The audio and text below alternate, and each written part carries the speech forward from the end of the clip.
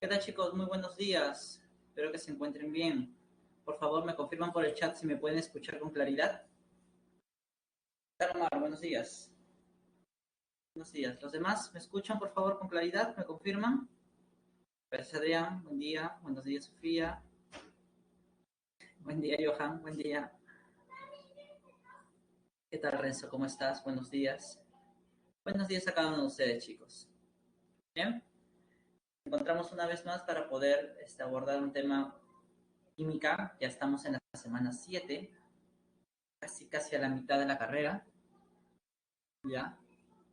Así que vamos a comenzar, ¿ya? Entonces, el de hoy vamos a ver un tema muy importante, que es el tema de reacciones químicas, reacciones nucleares, ¿no? Voy a compartirles la presentación. Disculpen que no pueda compartir mi cámara, sino que están haciendo mantenimiento en la red y está un poco inestable. Y no quisiera que se corte la transmisión mientras estoy explicando. Así que por eso voy a mantener desactivada mi cámara durante la clase. ¿Ya? Bien. Entonces, aquí, por favor, me confirman si logran ver la diapositiva en sus pantallas. Listo. Muchísimas gracias. Bien. Entonces, vamos a hablar acerca del tema de reacciones químicas y nucleares. Los cambios que sufre la materia siempre, ya, son perceptibles por el hombre. Claro, que algunas veces no nos damos cuenta de que están ocurriendo, pero de que se puede detectar o evidenciar que está ocurriendo un cambio, eso es muy seguro. Además, el hombre, para transformar y moldear toda la naturaleza y hacerla apta a sus comodidades, pues ha tenido que justamente aplicar los conocimientos de reacciones químicas y también en ciertos casos las de reacciones nucleares, ¿no? Para poder encontrar o aprovechar la energía en la mayoría de casos, como en el caso de los automóviles o plantas nucleares que suministran energía para que luego transformarla en energía eléctrica, pero también en otros tipos de procesos, ¿no? En industrias manufactureras para producir algún insumo o producto final, entre otros. Entonces, siempre estos temas van a estar muy relacionados a lo que es la aplicación en la vida cotidiana. Entonces, vamos a ver un poquito más en detalle cada uno de ellos. Por ejemplo, ¿qué entendemos por una reacción química?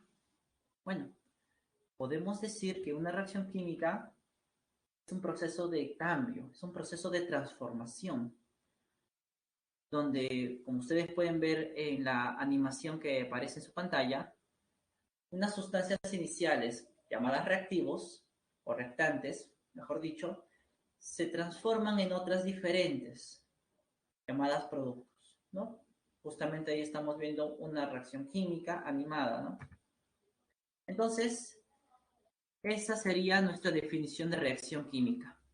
Observen que en este proceso de transformación, los átomos de los elementos en un principio se separan, se reagrupan y luego se vuelven a unir, pero de una forma diferente.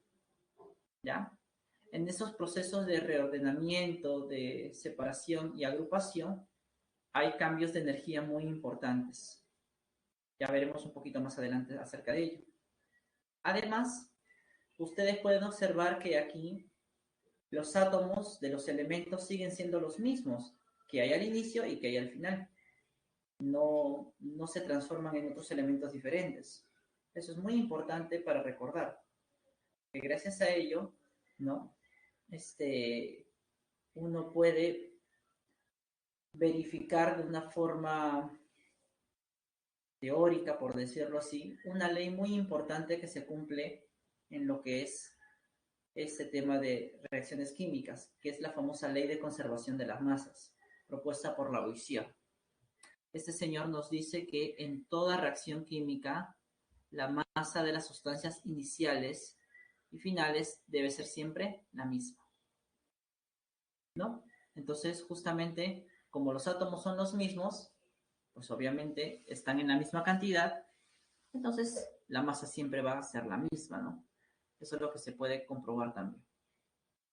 Ahora, ¿cómo saber si está ocurriendo una reacción química o no? Bueno, hay evidencias. Hay evidencias que justamente nos ayudan a nosotros a identificar si se está llevando a cabo una reacción química o no. ¿No? Ustedes pueden ver allí, por ejemplo, la liberación de gas en la primera imagen, ¿no? La liberación de energía es otra evidencia, los cambios de color, la formación de un sólido insoluble que se le conoce con el nombre de precipitado. Todos ellos son indicadores que a nosotros nos hacen entender de que se está llevando a cabo una reacción química, ¿no? Ahora, todas estas reacciones químicas pueden ser representadas de una manera, ¿no? Porque aquí simplemente vemos que hay sustancias que se liberan, que cambian de color y todo lo demás. Pero, ¿cómo saber realmente qué sustancias son las que están reaccionando? ¿Qué sustancias son las que se están formando? Entonces, allí, por ejemplo, aparece una animación donde está un vaso con un líquido y se le deja caer un trozo de un sólido. No sé si lo logran apreciar. Pequeño trozo. Y cuando ese sólido entra en contacto con ese líquido, empieza a liberarse energía, se forman flamas y ustedes pueden ver claramente que se libera cierto vapor, cierto gas. Eso es obviamente, son evidencias de que está ocurriendo allí una reacción química. Pero si nosotros quisiéramos saber qué sustancias son las que reaccionan, qué sustancias son las que se forman y todo lo demás, para eso, ¿no? Existe una forma de representar una reacción. Y esa representación es la ecuación química. La ecuación química entonces es la representación simbólica de una reacción. Para ello vamos a utilizar los símbolos químicos y fórmulas químicas, ¿no? Por ejemplo, esta reacción que ustedes ven allí en la imagen animada se puede representar de esta manera. Aquí el sodio, que es el sólido, con el agua, que es el líquido, entran en contacto y van a formar hidróxido de sodio. Y ese gas que vemos que sale sería el hidrógeno, ¿no? Estamos identificando. Esta, señores, es una ecuación química. Y toda ecuación química debe tener algunos elementos importantes. Primero, las sustancias involucradas en la reacción. Todas las sustancias que estén al lado izquierdo de la flecha que ustedes ven en el centro se le conoce con el nombre de reactantes. Todas las sustancias que estén del lado derecho serían los productos, ¿no? Como ustedes pueden observar. Además, ustedes observan allí que hay algunos números, ¿no? En rojo. También ven que hay unas letras entre paréntesis, como subíndices. ¿Qué representa todo ello? Bueno, los números representan los famosos coeficientes estequiométricos. Estos coeficientes nos van a ayudar a que podamos igualar la cantidad de átomos para cada elemento en la parte de los reactivos y de los productos. Y así poder representar el cumplimiento de la ley de la conservación. También nos va a ayudar a hacer cálculos para saber cuánto reactivo necesito para formar cierta cantidad de producto o viceversa. Pero esa última parte lo veremos la siguiente semana en el tema de estequiometría. Luego están los símbolos que aparecen entre paréntesis, representan los estados físicos. S de sólido, L de líquido, la G de gas, el AC, que no es un estado de la materia, pero sí es una condición en la que esta sustancia se encuentra. Aquí dice que se encuentra disuelta en el agua. Y esa flecha podría ser el sentido de la reacción, ¿no? Entonces aquí vemos los principales elementos de una reacción, de una ecuación química, ¿ya? Eso es muy importante. Bien, ahora vamos a ver la parte de clasificación. Las reacciones químicas son muy diversas. Sí, Natalia, el coeficiente estequiométrico también indica el número de moles, ¿no? Sí. Ya. Entonces, la clasificación de las reacciones químicas puede ser muy variada. Eso depende bastante del criterio de clasificación. El día de hoy vamos a estudiar 4 criterios para clasificar a las reacciones químicas. El primero de ellos es según el comportamiento de los reactivos. Según este criterio, nosotros podemos encontrar las reacciones de adición. Estas reacciones se caracterizan porque existen varios reactivos, pero solamente se forma un producto, uno solo. Un solo producto, como ustedes pueden observar aquí. Algunos ejemplos. Tenemos la primera, la formación de amoníaco, donde dos reactivos, que son el nitrógeno y el hidrógeno, forman un único producto. Luego tenemos este otro, donde el amoníaco y el cloro, que son dos reactivos, se combinan, se unen, reaccionan para formar un solo producto, que es el cloruro de amonio. Entonces, este es el primer tipo, reacciones de adición. El segundo es, por decirlo así, lo opuesto. Son las famosas reacciones de descomposición. Y como su nombre sugiere, vamos a tener una sustancia, una sola, ¿ya? Un solo reactivo. Y este reactivo, ¿qué es lo que va a hacer? Descomponerse en dos o más productos, como ustedes pueden ver aquí. Algunos ejemplos. Tenemos la descomposición del clorato de potasio, liberando o formando oxígeno y cloruro de potasio, ¿no? Esa es una reacción de descomposición, por ejemplo.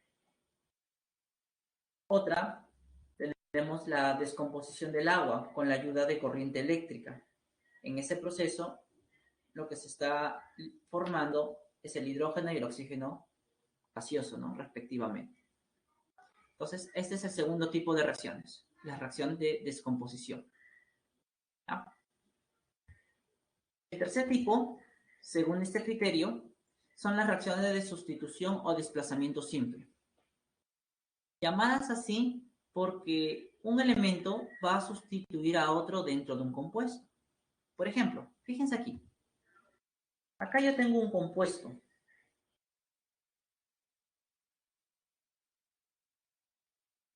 Acá tengo un elemento. ¿Y qué es lo que va a pasar?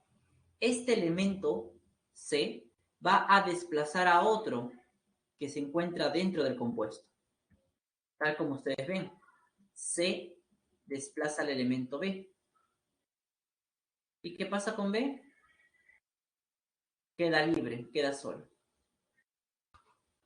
Entonces, esa es la característica de una reacción de sustitución o desplazamiento doble. Simple, disculpe. Por ejemplo, tengo la reacción que vimos al inicio, la deformación de agua.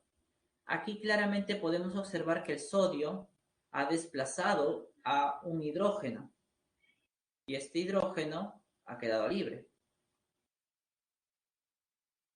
En otra reacción que vemos por aquí, vemos claramente que el zinc está desplazando el cobre. ¿Qué pasa con el cobre? Queda libre, ¿no? Esas son las famosas reacciones de sustitución o desplazamiento simple. El tercer tipo. El cuarto tipo de reacción, según este criterio, son las reacciones de desplazamiento doble o también llamadas metátesis. ¿En qué consiste? Estas reacciones se llevan a cabo cuando tenemos dos compuestos. Compuesto 1, compuesto 2. Siempre entre dos compuestos. ¿Y qué es lo que va a pasar? Como su nombre dice, va a haber un doble desplazamiento o un intercambio de elementos. ¿Qué podemos observar aquí? Que C va a ocupar el lugar que antes tenía B y B va a ocupar el lugar que antes tenía C. Hay un intercambio, como pueden darse cuenta. Y así se generan los productos. Algunos ejemplos. Aquí. ¿Qué elementos son los que han intercambiado? Claramente te puedes dar cuenta. La plata ocupa el lugar del hidrógeno, formando el cloruro de plata. Y el hidrógeno ocupa el lugar que tenía la plata, formando el ácido nítrico, ¿no? Un doble desplazamiento. Aquí también podemos observar la misma situación. El sodio ocupa el lugar que tiene el plomo, formando el nitrato de sodio. Y el plomo ocupa el lugar que tenía antes el sodio, formando el sulfato de plomo 2, ¿no? Un intercambio. Bien, entonces, según este criterio, que es el comportamiento de los reactivos, hay 4 tipos de reacciones: adición, descomposición, desplazamiento simple y el desplazamiento doble, o también llamado metálisis. Ese es el primer criterio de clasificación. El segundo criterio es según la energía involucrada. Al inicio yo les comentaba que en las reacciones químicas hay cambios de energía. Ahora, dependiendo cómo sea el cambio, tenemos 2 tipos de reacciones. El primer tipo son reacciones exotérmicas. Las reacciones exotérmicas son aquellas que, cuando se llevan a cabo, cuando ocurren, liberan energía.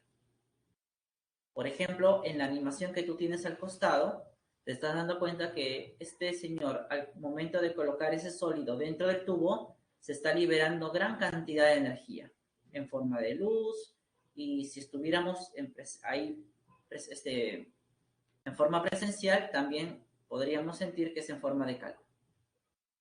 Esa es una reacción exotérmica. Ahora, ¿cómo nosotros en los ejercicios vamos a encontrar representado esa energía que se libera?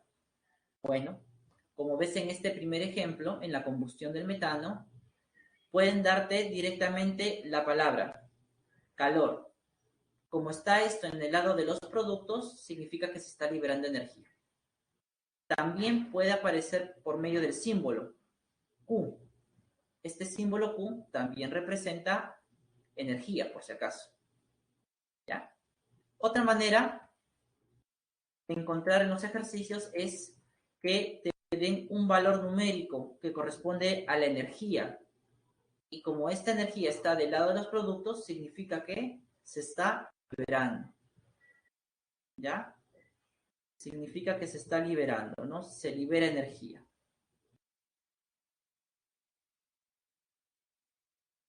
¿Ya? Otra forma de saber o de cómo nos pueden dar en un ejercicio si una reacción es exotérmica es por este famoso delta de H, que nosotros lo llamamos de una forma simple calor de reacción.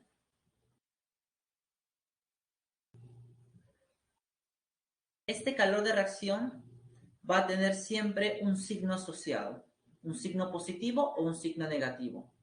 Si en este caso el signo es negativo, significa que se está liberando energía. Es una reacción de tipo exotérmica. Entonces, de estas 3 formas nosotros podemos identificar a una reacción exotérmica, ¿ya? Porque la palabra o el símbolo calor está en el lado de los productos, o porque te dan un valor numérico de energía, también ubicado en los productos, o porque el calor de reacción es negativo. ¿Listo? Entonces, este es el primer tipo según la energía involucrada, ¿no? Según este criterio. El segundo tipo son las reacciones endotérmicas, llamadas así porque estas reacciones, para que ocurran, deben absorber energía, ¿no? Requieren de energía, ¿no? Por ejemplo, la descomposición del óxido de mercurio 2. En este proceso se requiere de energía. ¿Cómo lo sé? Porque aquí la palabra calor, o el símbolo en todo caso, está en el lado de los reactivos. ¿Ya? Está en el lado de los reactivos. ¿Ya? Eso es muy importante para poder identificar. Otra manera es que me den esa misma reacción, solamente que ahora con un valor numérico de energía. Igual, como ese valor numérico está en el lado de los reactivos, significa que requiere de energía y por lo tanto es una reacción del tipo endotérmica. Otra manera como se puede presentar en los ejercicios es de esta forma, por el famoso calor de reacción. En este caso, el calor de reacción, si ustedes se dan cuenta, tiene un signo positivo.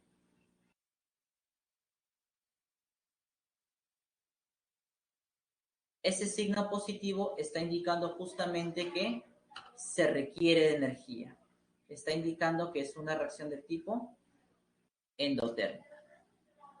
Bien, entonces aquí tenemos el segundo criterio. Según la energía involucrada, hay dos tipos. La reacción exotérmica y la reacción endotérmica. ¿Listo?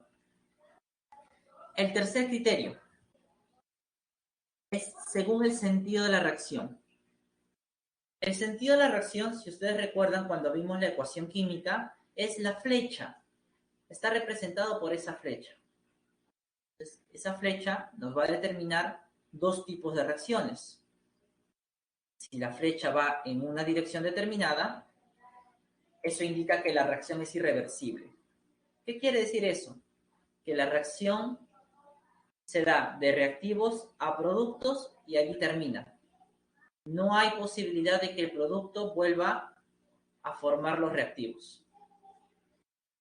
Es un proceso irreversible, ¿no? ¿Cómo yo voy a reconocer en los ejercicios si una reacción es irreversible? Muy sencillo, porque en ellos siempre la flecha que indica el sentido de la reacción va en una sola dirección.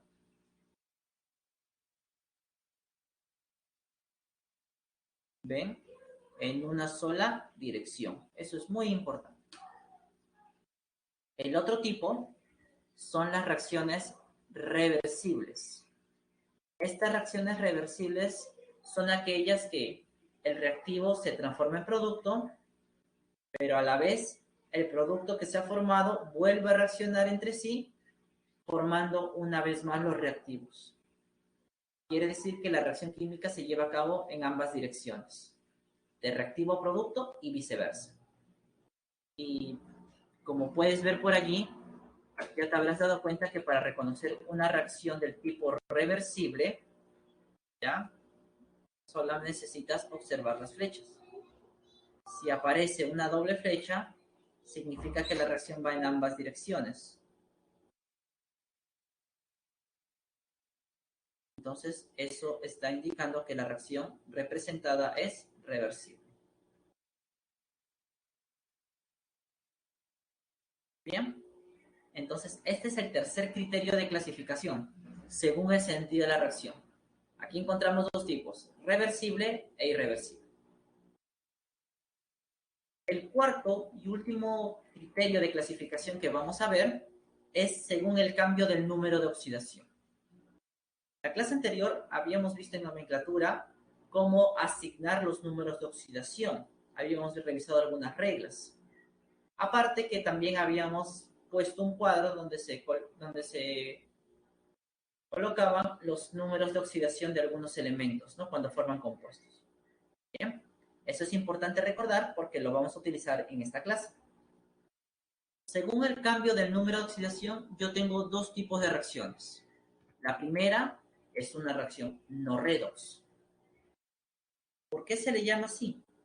Porque en esta reacción química no cambia el número o estado de oxidación de los elementos. No hay cambios. Un ejemplo. Yo tengo esta reacción química y quiero saber si es redox o no. Bueno, voy a asignar estado de oxidación a los elementos. Sodio. Cuando forma compuestos, su único estado de oxidación, +1. Claramente veo que el sodio no cambia su estado de oxidación. Luego, tenemos el oxígeno. En compuestos, su único estado de oxidación, o el más usual, es -2.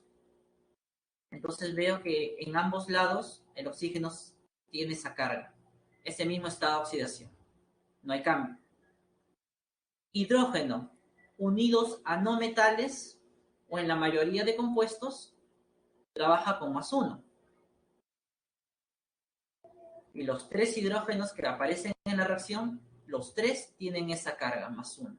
Tampoco hay cambio. Finalmente, el cloro, unido a un metal o unido al hidrógeno, trabaja siempre con -1. Entonces, tú puedes observar claramente que en esta reacción química, ninguno de los elementos ha cambiado su estado de oxidación. Por lo tanto, esta reacción es una reacción no redox. Así de sencillo. ¿Ah? El otro tipo de reacción es la reacción redox. Y obviamente en esta reacción redox sí hay cambios en los estados de oxidación.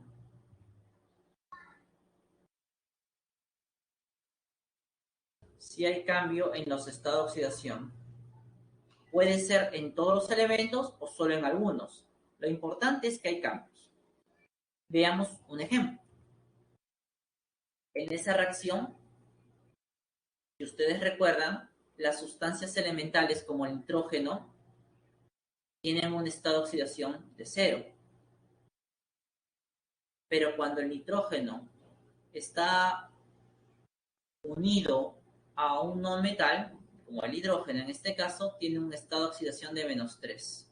Entonces, vemos que el estado de oxidación del nitrógeno ha cambiado.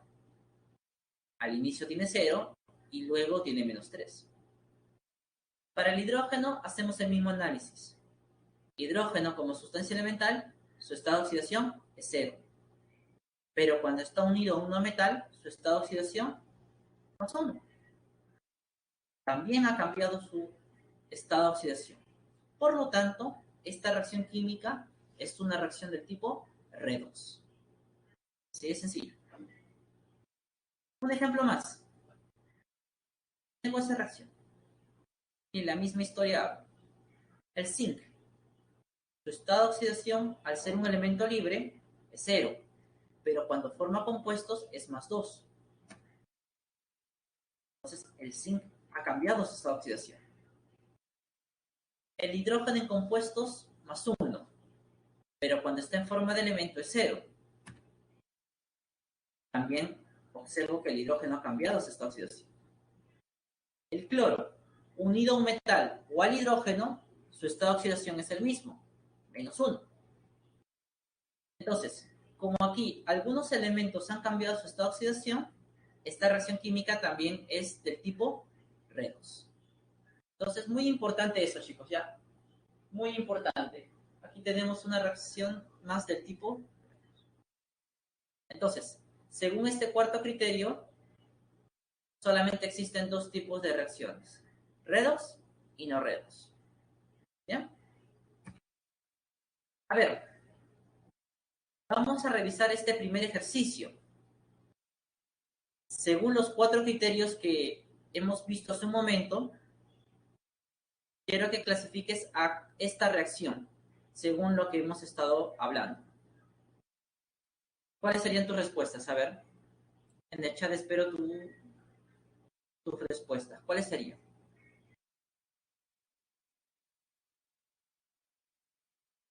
Ya. Johan me dice que es exotérmica. Ya, muy bien. Alejandro me dice que es de sustitución. Ya. ¿Qué dicen los demás? Jennifer, que es irreversible. Omar ya nos da algo completo. Nos dice que es metátesis, exotérmica, irreversible y no redox. Natalia nos dice que es irreversible y de doble sustitución. ¿No?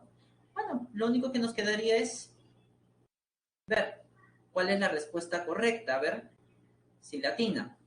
Sigan escribiendo sus respuestas, por favor. A ver. Ya. El criterio A es según el comportamiento de reactantes, ¿verdad? Según ese criterio,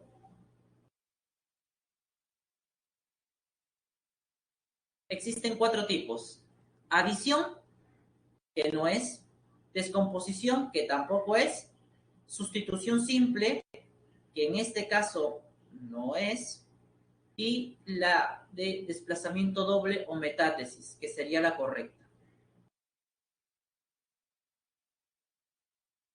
Desplazamiento doble o metátesis. Excelente trabajo.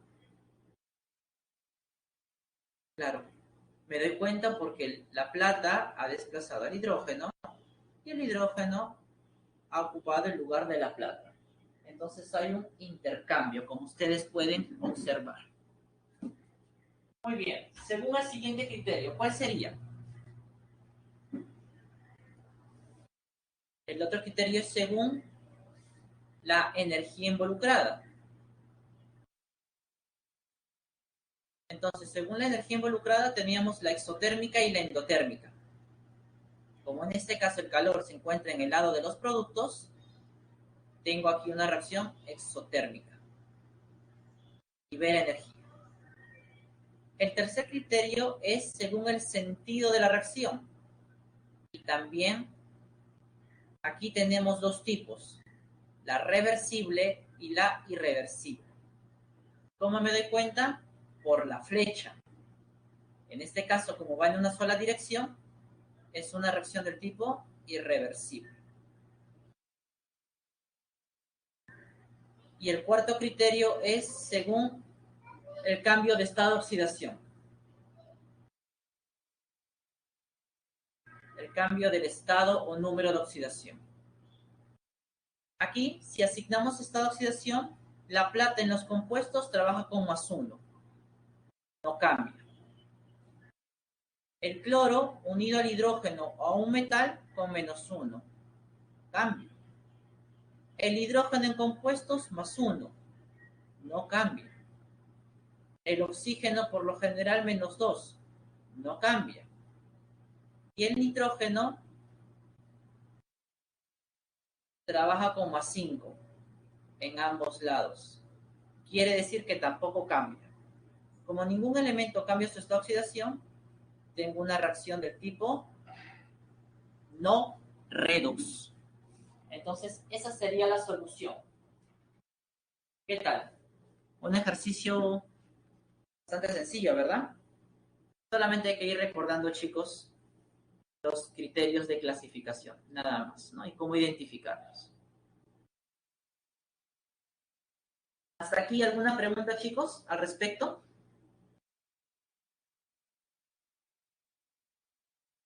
¿Vamos bien? Por favor, me confirman. Con respecto a lo que acabo de exponer, ¿todo bien?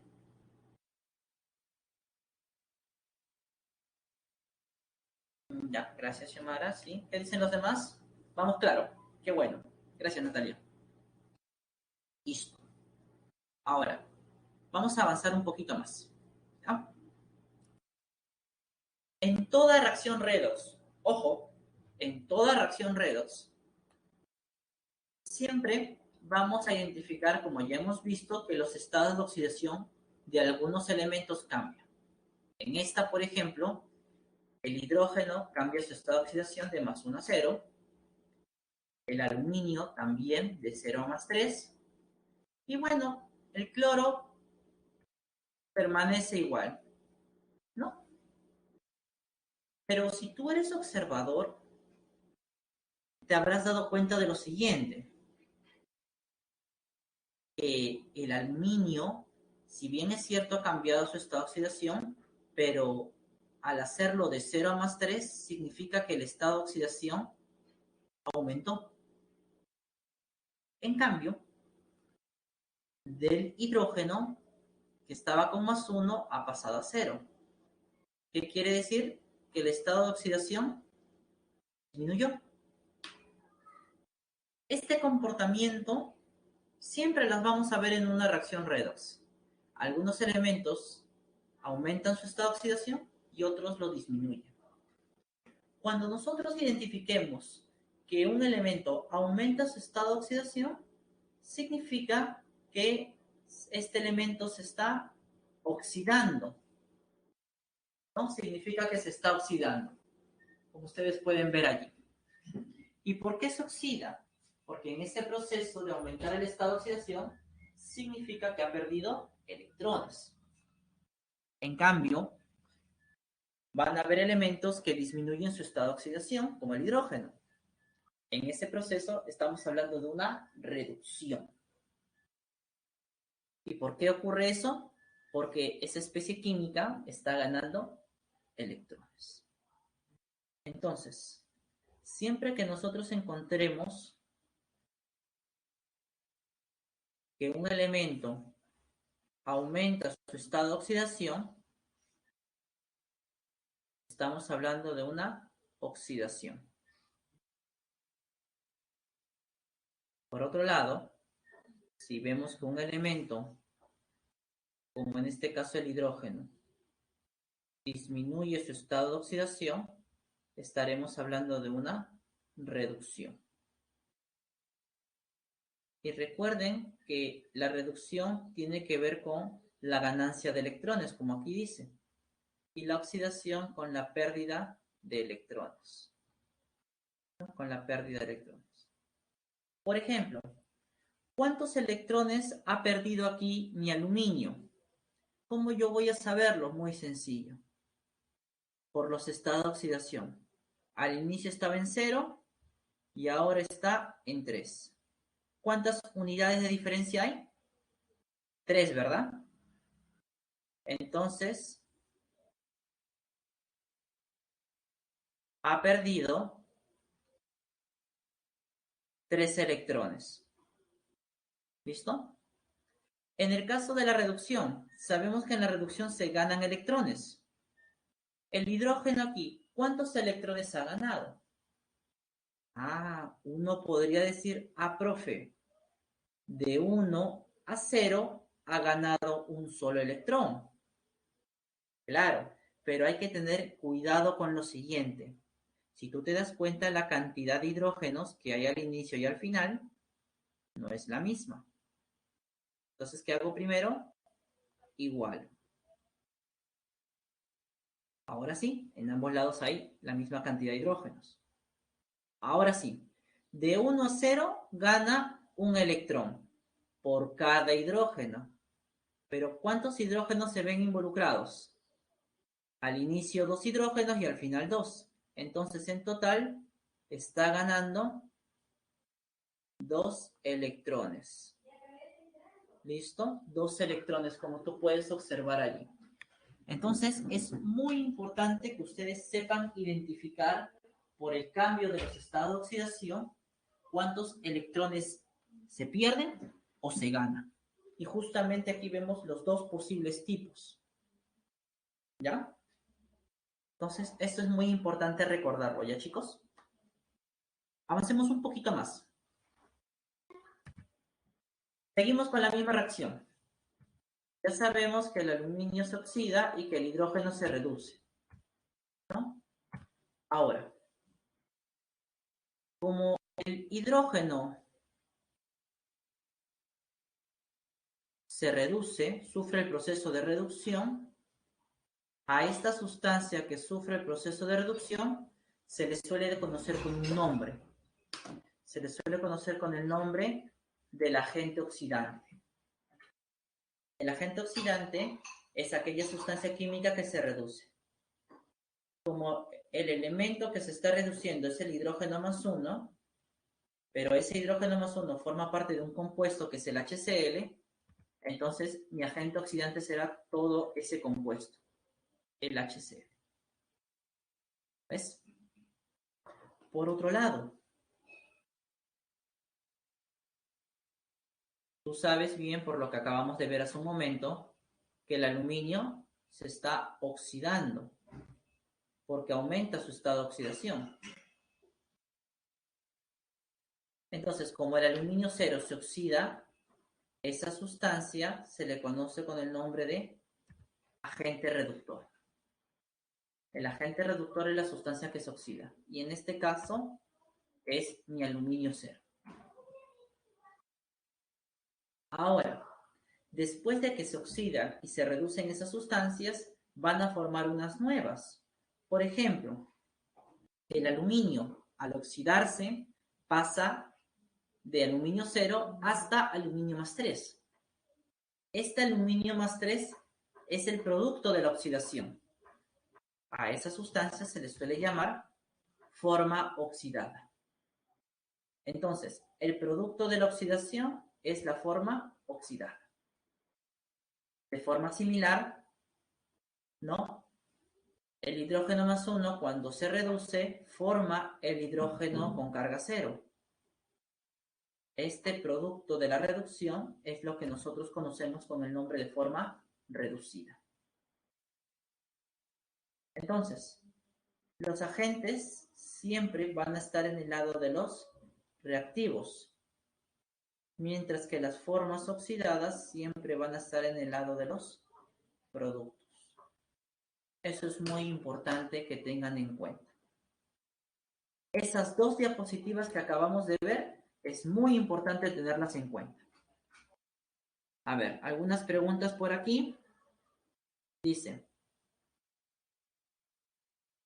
¿cómo se llaman los elementos que se oxidan y se reducen a la vez? No entiendo muy bien la pregunta. ¿De qué elemento es? Si es el hidrógeno, se llamará hidrógeno. Si es oxígeno, oxígeno. Si es cloro, se llamará cloro.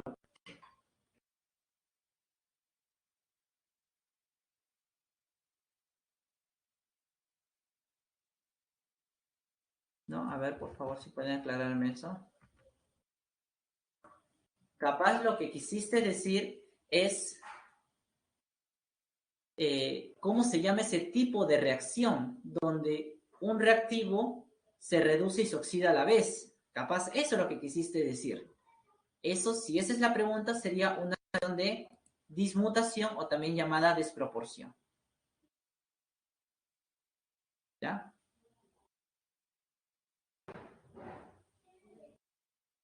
¿Ya? Si es eso, si es esa tu pregunta, yo creo que es eso. ¿Ya? Claro, a veces vamos a encontrar que el agente oxidante y el agente reductor son una misma sustancia. Incluso son un mismo elemento. Entonces, ¿eso puede darse? Claro. A ese tipo de reacciones se les suele llamar reacciones de dismutación o desproporción, ¿no? Pero no, bueno, no es que se vaya a evaluar ese criterio de clasificación. ¿Bien? Si no hay alguna pregunta más con respecto a la oxidación y reducción, vamos a la siguiente parte, el balanceo de ecuaciones químicas. Una parte muy importante, chicos. Hemos visto que las reacciones químicas ya se representan por medio de ecuaciones.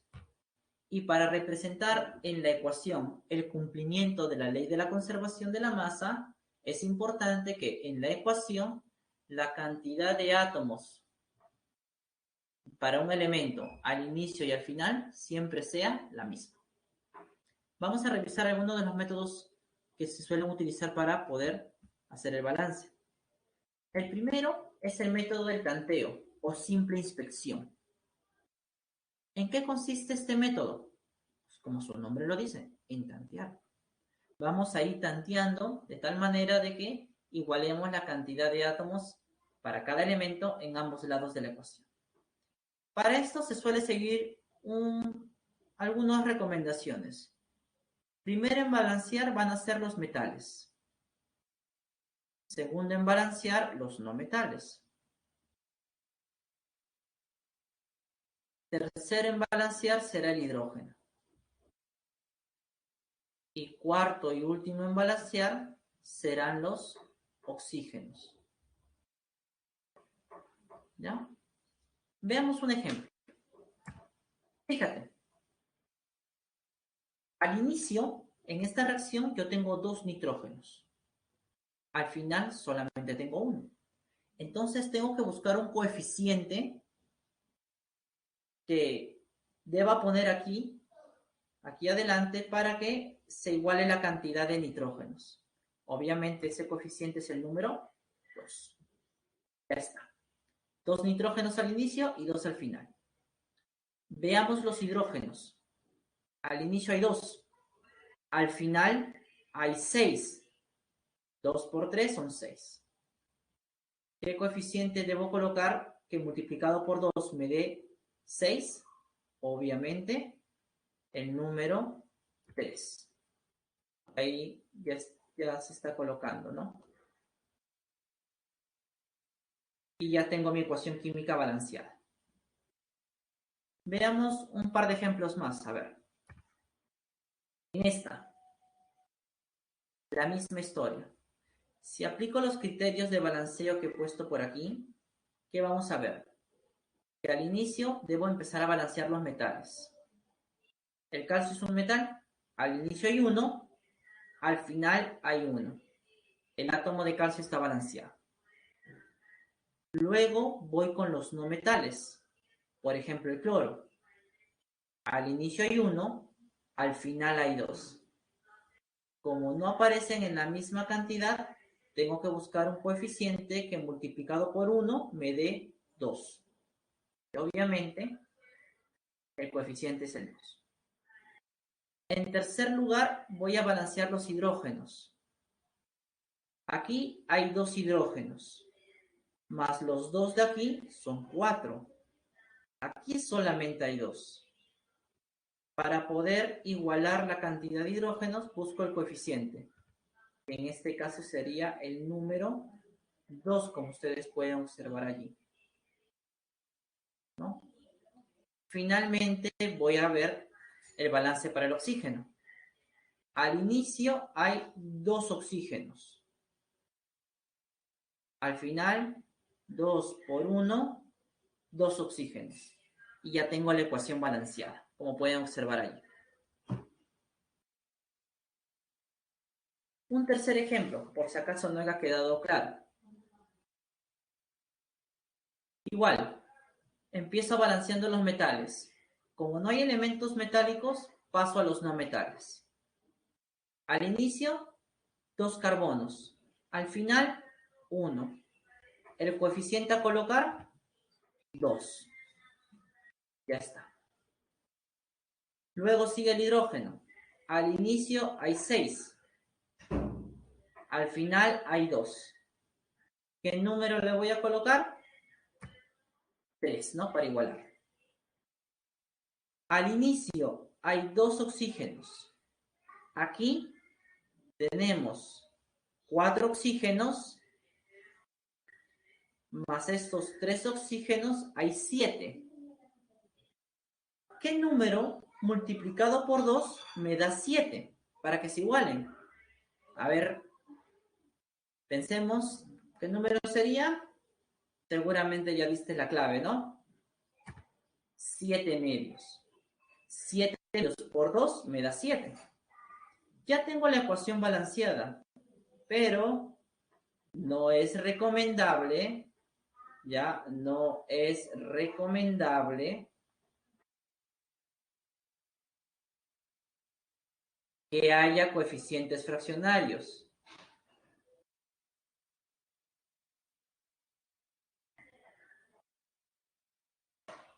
¿Ya? No es conveniente. Así que para poder eliminar esta fracción, toda mi ecuación la voy a multiplicar por el número 2 para eliminar la fracción. ¿Qué nos queda? Al inicio 2, luego el 7, luego el 4 y finalmente el 6. Y ya tengo allí mi ecuación química balanceada. Entonces, este es el método del tanteo. Como tú ves, es uno de los métodos más sencillos que pueden haber para balancear. Y también uno de los más rápidos. ¿Ya? Veamos el siguiente método. El método de los coeficientes indeterminados. Se le llama así porque a la ecuación que vas a balancear, tú les vas a poner un coeficiente, pero en forma de una variable, ¿no? Representado por una letra. En este caso, a cada sustancia le coloco una letra que representa su coeficiente. ABC. Luego, ¿qué hago? Voy a balancear el nitrógeno y el hidrógeno. Y así voy formando sistemas de ecuaciones. Al inicio, ¿cuántos nitrógenos hay? A por 2, ¿no? 2A. Y al final, C. C nitrógenos. Entonces, tengo mi primera ecuación. 2A debe ser igual a C. La segunda, para el hidrógeno. Al inicio hay 2B hidrógenos y al final hay 3C hidrógenos. Mi segunda ecuación. Una vez armados los sistemas de ecuaciones, voy a asumir un valor para una de las letras. Por ejemplo, el A. ¿Qué pasa si A vale 1? ¿Cuánto sale B y cuánto sale C? Reemplazando.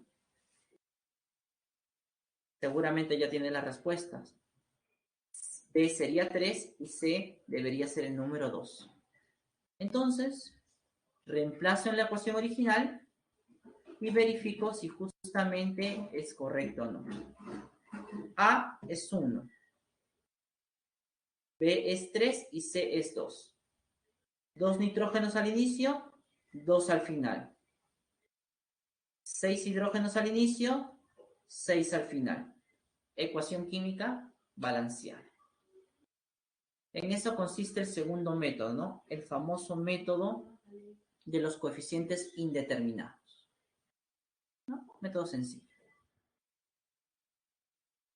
El tercer método se conoce como el método del número de oxidación. ¿Qué tengo que hacer para poder usar este método? Primero, tienes que asegurarte que la reacción sea redox, porque si no, no tendría sentido.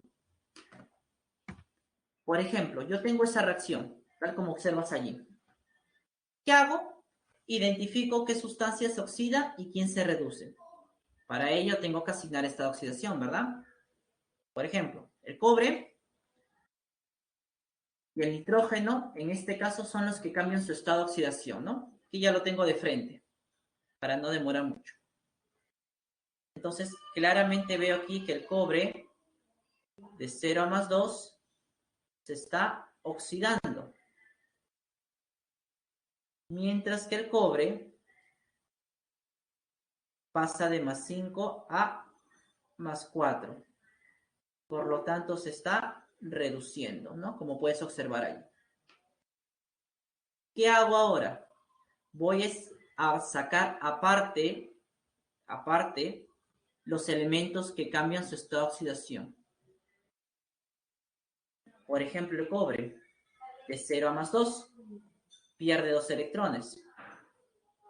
El nitrógeno de más 5 a más 4 y gana un electrón. A estas ecuaciones se le llama semirreacciones. Esta es la semirreacción de oxidación. Y esta de aquí abajo es la semirreacción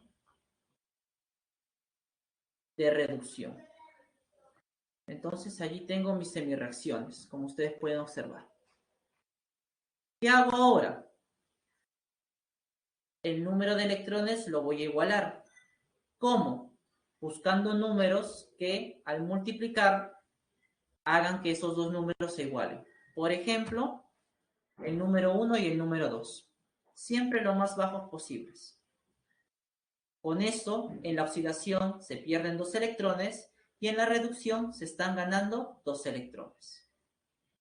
Entonces, esos coeficientes o estos números van a multiplicar a cada uno de los miembros de esas semirreacciones. Y luego lo sumo, quedándome esto de aquí. Esos coeficientes que han quedado, los reemplazo en la ecuación original. Ya llegó el receso. Entonces voy reemplazando y voy verificando si justamente tiene los coeficientes correctos, ¿no? Si algún elemento falta balancear, como por ejemplo el hidrógeno, entonces se completa su balance por tanteo. Y listo. Ya tengo mi ecuación química balanceada. Y en esto consiste el método, chicos. Cuando vengan de su receso, ya atenderé a las posibles preguntas que puedan tener respecto a estos tres métodos, ¿ya? Entonces entramos en receso, chicos. 12:10, estamos de vuelta.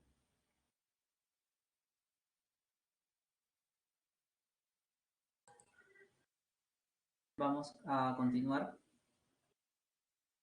con un merecido descanso. Hemos visto hasta este punto el tercer método de balanceo de ecuaciones químicas. Recuerden, el primero fue el método de tanteo, el segundo el de coeficientes indeterminados y este tercer método que es el método del número de oxidación. No sé si tendrán alguna pregunta hasta este punto, por favor. Me confirman o me escriben por el chat. ¿Cuál sería la duda que podría haberle surgido al respecto de estos métodos?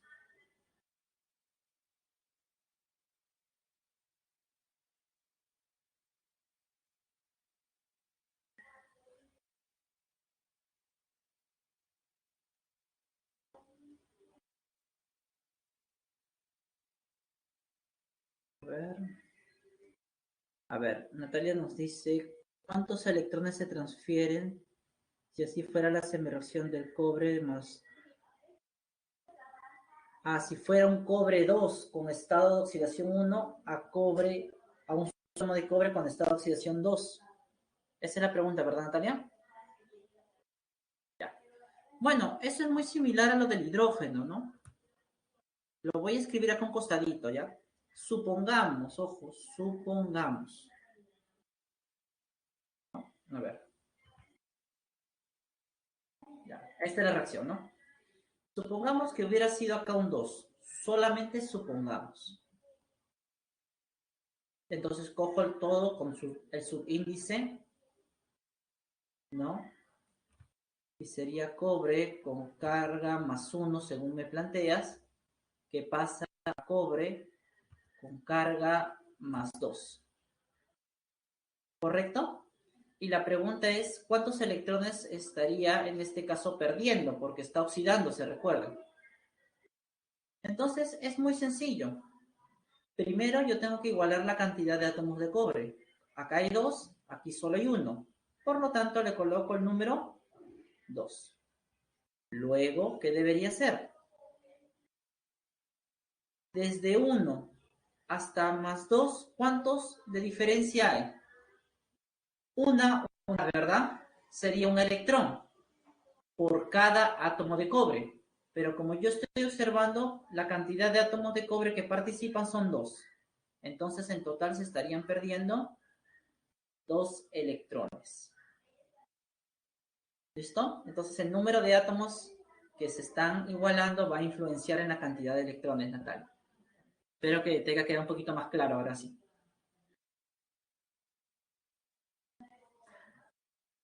Listo. ¿Alguna pregunta más con respecto a los métodos antes vistos? A ver.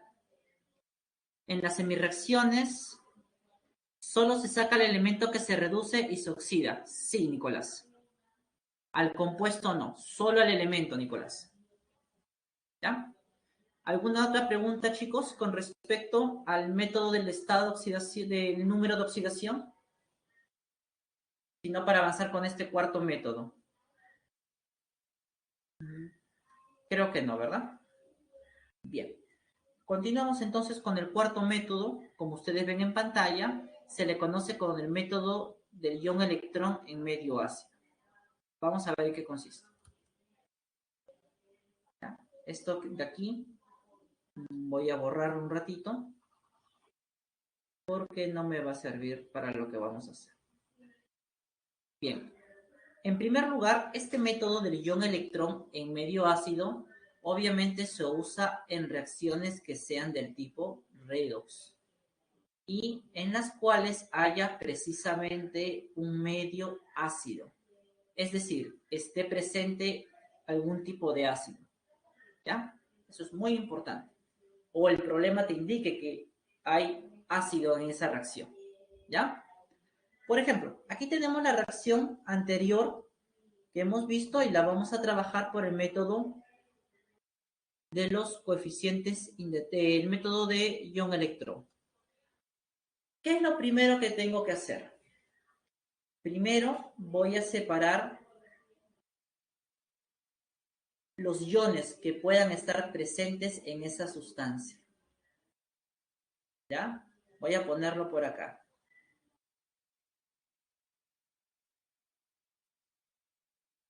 Profesor, ¿y cómo es que voy a separar en iones? Bueno, ¿quiénes forman iones? Obviamente los compuestos iónicos, ¿verdad? Y también los ácidos. A pesar de que los ácidos son sustancias covalentes, estos pueden, cuando están disueltos en agua, separarse en iones.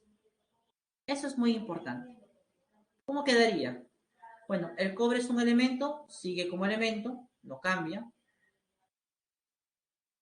El ácido nítrico, por ser un ácido, se separa en iones. El ion hidrógeno y el ion nitrato. Esta es una sal, el nitrato de cobre 2. Se separa también en iones. Cobre más 2, ion nitrato. Este NO2 es un compuesto covalente, no tiene iones, así que no lo separo, se queda como está. Y el agua también es covalente, por lo tanto, se queda como está. Eso es lo primero. Una vez que ya separé los iones, ¿qué es lo que voy a hacer? Voy a asignar estados de oxidación y ver quién es el elemento que cambia su estado de oxidación, ¿no? Entonces vamos a poner acá, identificar los elementos que se oxidan y se reducen, ¿no? Que se oxidan y se reducen.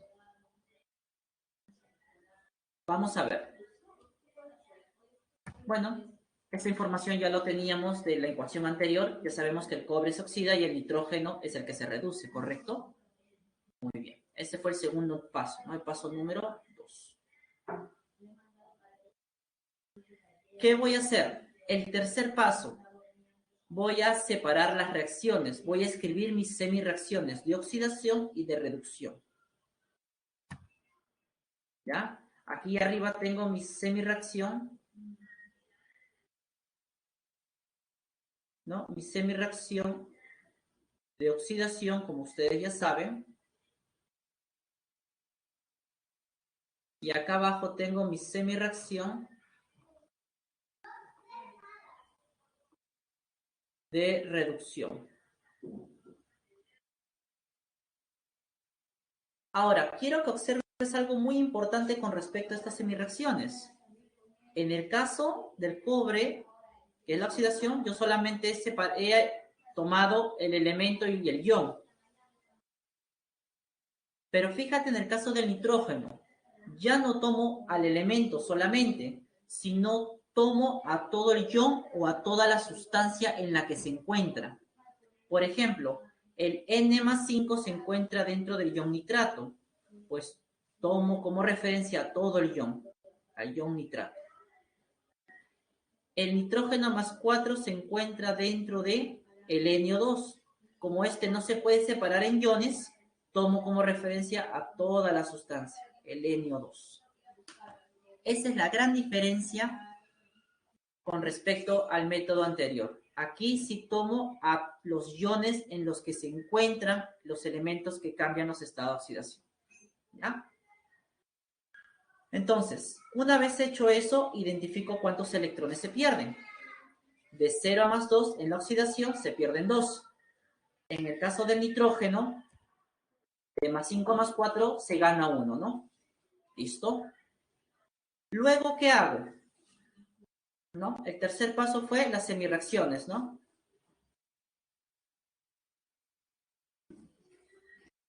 Semireacción. Listo. ¿Cuál sería el cuarto paso? Vamos a balancear los átomos en las semireacciones. ¿Cómo vamos a hacer eso? Muy sencillo. En la primera reacción hay un cobre al inicio y un cobre al final. Está balanceado. En la segunda reacción hay un nitrógeno al inicio y uno al final. Pero hay 3 oxígenos al inicio y 2 al final. Entonces, como el oxígeno no está balanceado, vamos a balancear esos átomos de oxígeno. ¿Cómo? Aumentando agua, añadiendo agua.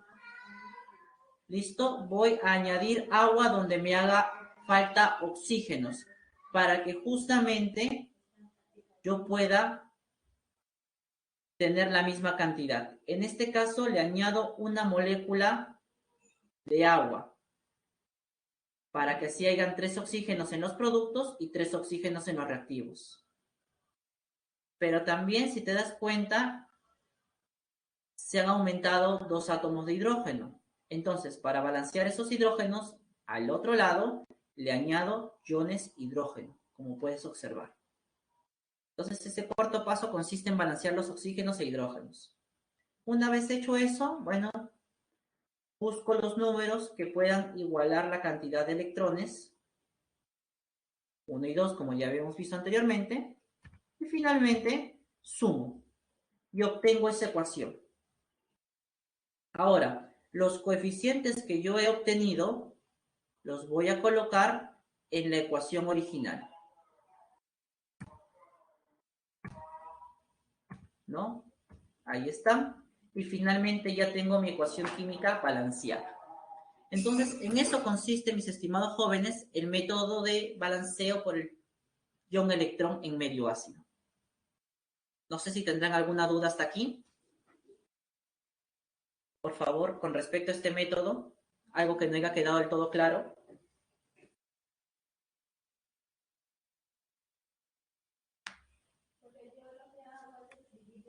Sí, a ver, por favor, me avisan.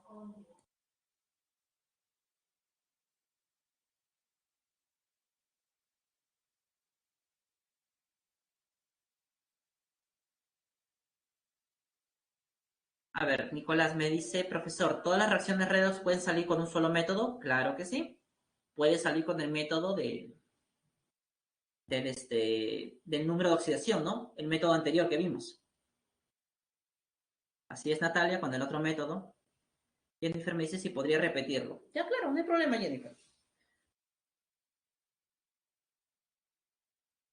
Ah, ¿cómo se hace la suma? Ah, bueno, simplemente es, a ver, vamos a repetir el método y de paso, Renzo, contesto tu duda. Miren, a ver, una vez más, ¿ya? Bien. Lo primero que se hace, como lo vuelvo a repetir, es a mi ecuación original la voy a separar en iones, así como hice acá arriba. ¿Cómo me voy a dar cuenta cuando tengo a qué sustancias separo en iones? Bueno, si es un compuesto iónico, pues obviamente tengo que separarlo en iones. Y también si son ácidos. Son las únicas sustancias en las que se separan en iones. Todas las demás quedan así como están. Eso es lo que hice arriba. Luego, el segundo paso es identificar qué elementos se oxidan y se reducen, ¿no? Entonces voy colocando sus estados de oxidación y veo quiénes son los que cambian. Una vez hecho eso, escribo las semirreacciones. En el caso del cobre, como el estado es un elemento, lo coloco tal como está. Acá está el ion cobre más 2, lo coloco igual y determino que ha perdido 2 electrones. En el caso del nitrógeno, este nitrógeno más 5 está dentro de un ion, dentro del ion nitrato. Entonces voy a tomar como referencia a todo ese ion. ¿Ya? Voy a tomar como referencia a todo ese ion, a todo ion nitrato, porque allí está mi nitrógeno con más 5. En el otro lado, ¿ya? El nitrógeno está dentro de este compuesto, pero como está dentro de todo este compuesto, tomo como referencia a todo el compuesto, el NO2, y de allí determino que se pierde un electrón. Entonces, una vez hecho eso, voy a balancear mis ecuaciones. En la primera, en ambos lados, hay cobre, en la misma cantidad, balanceado la primera, ¿no? La de oxidación. La de reducción. En ambos lados hay la misma cantidad de nitrógenos, pero la cantidad de oxígenos es diferente. Entonces voy a balancear los oxígenos. ¿Cómo? Donde haga falta oxígeno, le añado agua. Profesor, ¿cómo sé cuántas moléculas de agua tengo que añadir? Depende cuántos oxígenos te faltan.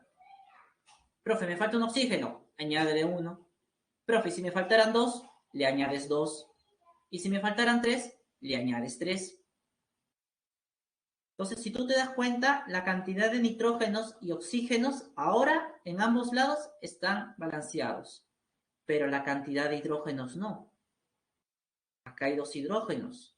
Entonces, ¿qué se hace en el otro lado? Se añade iones hidrógeno, como dice allí.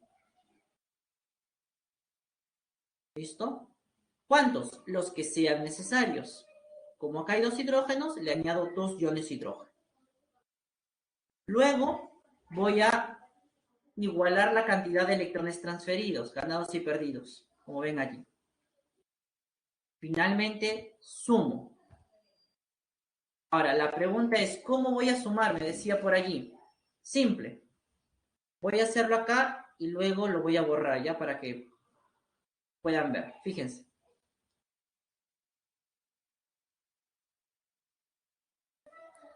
1 por cobre 0, cobre 0. ¿Ya? Luego viene la flecha. Acá abajo, 2 por 2H más, son 4H más. 2 por el ion nitrato, 2 veces el ion nitrato. Si tú te das cuenta, aquí en esta parte solo están entrando los reactivos, nada más. Ahora vamos con los productos. 1 por cobre más 2, cobre más 2. Abajo, 2 por NO2, 2NO2, más 2 por 1, 2 moléculas de agua. Listo. En eso consiste, mi estimado, la suma de las dos ecuaciones. Sumo los reactivos y luego sumo los productos, ¿no? Ambos por separado. Separados por esta flecha, ¿no? Que es el sentido de la reacción. Es por eso que cuando se hace eso, te queda la ecuación que habíamos puesto, ¿no? Que era esta. Ahí está. Lo mismo que había escrito. Ahí está. Y bueno, finalmente esos coeficientes los coloco en la ecuación original y listo, mi ecuación ya está balanceada. ¿Sí? ¿Les quedó ahora sí un poquito más claro? Chicos, por favor, ¿me confirman?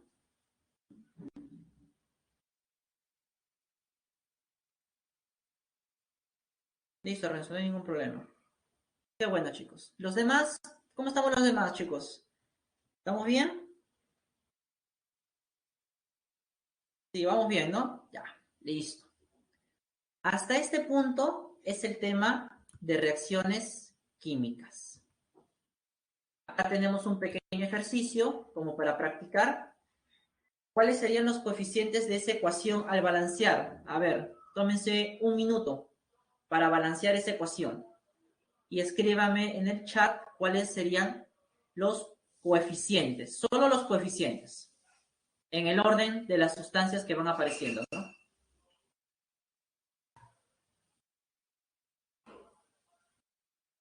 A ver, tómense un minuto. Uno nomás.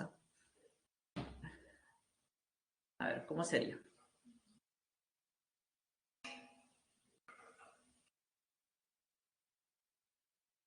¿Cuáles serían los coeficientes en esa ecuación?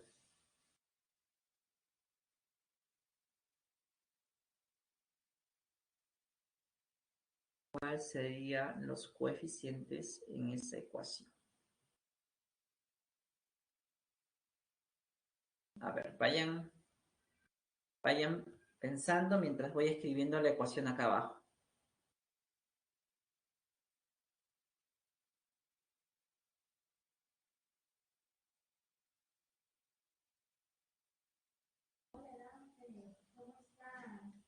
Bien. A ver, por ahí Omar me dice que es 2, 25, 16 y 18. Y bueno, casi todos están diciéndome lo mismo. Bueno, todos me están diciendo lo mismo. Por ahí hay un 50. Quiero saber, confirma si es cierto. A ver qué dicen los demás chicos. Vamos a practicar. Ah, ya. Corrección es 25. Ya. Perfecto. Bien, vamos a ver entonces. Ya por ahí ya veo que están dando sus respuestas. Veamos. Al inicio hay 8 carbonos. Al final hay 1. Ahora sí, la cantidad de carbonos está igualada. Al inicio hay 18 hidrógenos. Al final solo 2. Para igualar el coeficiente 9. Ya está. Al inicio hay 2 oxígenos. Aquí 8 por 2 serían 16 oxígenos. 9 por 1, 9 oxígenos. Esto nos da 25 oxígenos. ¿Qué número multiplicado por 2 me da 25? Correcto, 25 medios. Ya tengo mi ecuación balanceada. Pero como no es recomendable dejarla en fracción, todo lo multiplico por 2 para eliminar dicha fracción, ¿verdad? ¿Qué nos queda? 2 moléculas de octano por 20, más 25 de oxígeno me forman 16 de CO2 y 18 de agua. Buen trabajo, chicos. Esa sería la respuesta. ¿Bien? Avancemos un poquito más, ya en la última parte, que son reacciones nucleares. Bueno, las reacciones nucleares son reacciones que se llevan a cabo en el núcleo atómico. ¿Qué caracteriza una reacción nuclear? Veamos. Primero, como ustedes pueden observar, en toda reacción nuclear, los elementos pueden convertirse en otros diferentes. O sea, yo puedo tener, por ejemplo, al inicio uranio y después de la reacción nuclear, ese uranio se transformó en otro elemento. Por ejemplo, el torio. Un ejemplo más. Puede ocurrir eso. Y la pregunta tal vez, ¿por qué, profesor? Muy sencillo. Aquí la vamos a contestar en el punto 2. Porque las partículas que están en el núcleo son las que van a ser transformadas. Van a aumentar o disminuir el número de protones y de neutrones en el núcleo. Y tú sabes que el número de protones es lo que identifica al átomo. Entonces, si se forman más protones, entonces el elemento va a ser un elemento diferente. ¿Ya? Otra característica de las reacciones nucleares es que siempre desprenden principalmente, también absorben, pero principalmente desprenden enormes cantidades de energía. Tanta como para dar luz a una ciudad por varios años o destruir una ciudad en unos cuantos segundos, ¿no? Como la historia nos ha demostrado. Y una característica cuarta que podemos mencionar es que la reacción nuclear no puede ser modificada. ¿Qué quiere decir? Que no puedo hacer que la reacción sea más rápida o que sea más lenta. Va a tomar su tiempo según la propia naturaleza lo ha determinado. Y eso es justamente lo que diferencia de una reacción química normal. En una reacción química normal no se forman elementos nuevos, simplemente se reordenan. En las reacciones químicas participan los electrones, como hemos estado viendo en las reacciones redox. En las reacciones químicas comunes se liberan o absorben pequeñas cantidades de energía comparados con las nucleares. Y las reacciones químicas sí pueden ser modificadas según algunos factores externos, que esto lo hablaremos con más detalle cuando hablemos el tema de cinética química. ¿Ya? ¿Cómo podemos clasificar a las reacciones? Mira, muy sencillo. Existen 3 tipos de reacciones. Veamos el primero. La reacción de desintegración radioactiva. ¿Qué te dice esto? Que un elemento, ¿no? El núcleo de un elemento se va a, valga la redundancia, a desintegrar. Es decir, va a formar otros elementos más pequeños, diferentes, pero se caracterizan porque en esa desintegración se liberan emisiones radioactivas, que pueden ser la radiación alfa, la gamma y la beta principalmente, porque existen varias más. Estas son las más comunes. Entonces, vamos a ver cada una de estas radiaciones o partículas que se pueden emitir en una desintegración. ¿Ya? En una descomposición radiactiva se puede emitir, como hemos visto, partículas alfa. ¿Cómo se representa? Justamente por la letra griega alfa. Ahora, como esta partícula está formada por 2 protones, se le representa con un número atómico de 2. Como esta partícula también está formada por 2 neutrones, su número de masa sería 4. Lo podemos encontrar de esta forma o también como la representación del átomo de helio, solo que con una carga más 2. Es decir, este átomo ha perdido los 2 electrones que tenía. Por ejemplo, acá tenemos la desintegración del uranio 238 y en esta descomposición o desintegración radiactiva se forma un nuevo elemento y se ha liberado una partícula alfa, que como puedes observar aquí en la gráfica, esta partícula alfa está formada por 2 protones, que son estos círculos rojos, y 2 neutrones. ¿Y cómo represento esta reacción nuclear? A través de esta ecuación nuclear. Como tú puedes darte cuenta, en las ecuaciones nucleares siempre vamos a usar la notación de núcleo para representarlas, ¿ya? Eso es muy importante a tener en cuenta. Entonces aquí estamos representando lo que ha ocurrido. ¿Listo? En una desintegración también se pueden emitir partículas beta. ¿Cómo represento a la partícula beta? Así, con su símbolo. Esto tiene una carga negativa y como no tiene protones ni neutrones, le pongo un número de masa igual a 0. Lo puede encontrar así o también lo puede encontrar así, como un electrón representado. Ahí tenemos un ejemplo, fíjense, el carbono 14 se desintegra, se forma un nuevo elemento, pero producto de ello se libera una partícula beta. Como puedes observar, esta partícula beta no tiene protones y no tiene neutrones. ¿Qué es entonces, profesor, la partícula beta? Es un electrón. Profesor, a ver, ¿del núcleo puede salir un electrón? ¿No se supone que están en la nube electrónica? Claro. Lo que pasa es que en la partícula beta, ¿qué es lo que ocurre? En la desintegración, ¿ya? Un neutrón, al descomponerse, forma un protón y libera un electrón. Y justamente este electrón es la partícula beta. Forma la partícula beta. ¿No? Por eso es muy importante, ¿ya? En esa descomposición. Ahora, veamos. ¿Cómo represento esa ecuación o esa reacción química? Por medio de su notación, de su ecuación nuclear, que usa la notación atómica, ¿no? Como están observando. En las desintegraciones radiactivas también se pueden emitir, como ven allí, radiación gamma. Esta radiación gamma es o se representa de esta manera.